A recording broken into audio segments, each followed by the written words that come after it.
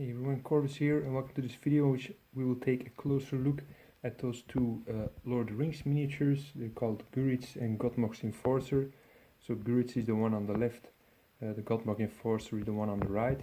These are two miniatures manufactured by Forgeworld, so you won't find them on the Games Workshop website, and you also won't find these models in the latest Lord of the Rings army books and rule books, since you have to download the rules from the Forgeworld website. So I've chosen a color scheme which is very close to the rest of my Mordor orcs, which I already own and painted, with the exception that the one on the right, the red skin is something that I tried out on this one only.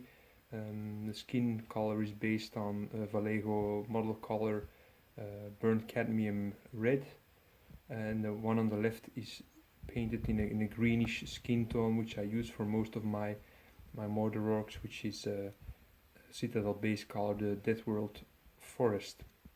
Apart from that, a lot of black, so the main clothing is always done in black in my orcs, which is identical for these guys. So there's some kind of shirt here, and then the skirt underneath is also black. With this one also has a shirt and which is painted in black, trousers a dark brown, and then two types of brown for the red leather for these belts, and then these other straps, they're painted in a in a lighter brown.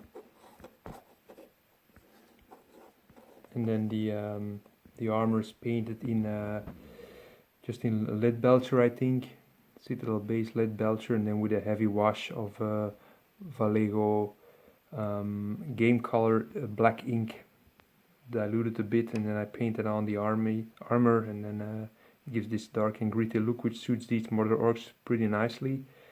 So one thing I noticed during painting, I don't know if this is true, someone can confirm this or not, is that the Guritz models, the one on the left, it looks a lot smoother than the one on the right. So my thoughts are that the one on the right is a hand sculpted figure, and the one on the left is a 3D printed, so a digital sculpt. One of the areas which you notice, but it's hard to see on this video, is these scales here. On the left figure, they're much smoother, much more consistent than on the right.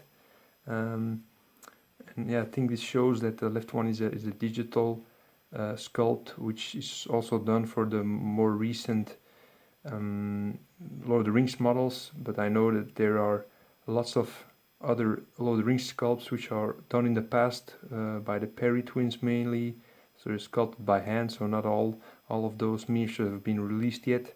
So I think these two models come in one blister, that this is a rare combination of the two, having a 3D printed one mixed up with a hand sculpted one. But that's a theory of mine. I don't know if someone can confirm this or what your experiences are.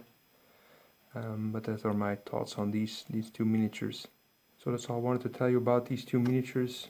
Thank you for checking out this video. See you in the next one. Bye.